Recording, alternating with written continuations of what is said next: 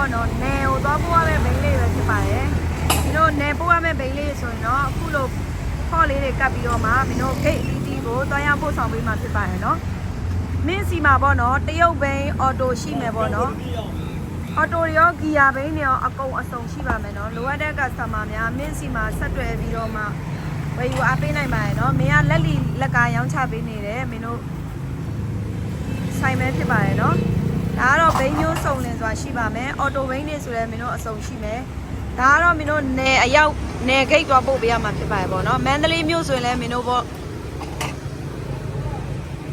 အိမ်ရောက်ပို့ဆောင်ပေးရပေါ့နော်နယ်ဆိုရင်လည်းမင်းတို့ဂိတ်အရောက်ပို့ဆောင်ပေးပါတယ်နော်လိုသလောက်ဘိန်းလေးတွေမင်းတို့ရဲ့အခုကိုတောင်မှာပစ္စည်းအစုံရပါမယ်နော်ဘက်ကတော့မင်းတို့ရဲ့ showroom ပဲဖြစ်ပါတယ်ရှင်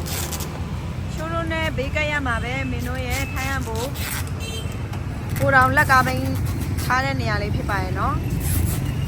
ခုလိုဝယ်ယူအားပေးတဲ့သူကြောင့်စီတိုင်းစိတ်ချတာတွေကိုကျမစီနဲ့ပြေဆုံးပါစေနော်အခုမှစားလုံးမဲ့လူတွေရောပေါ့နော်ရေရှည်လက်တွဲရှင်နေလို့တဲ့ customer တွေလည်းမင်းကိုဆက်သွယ်နိုင်ပါတယ်နော်အားလုံးကျေးဇူးတင်ပါတယ်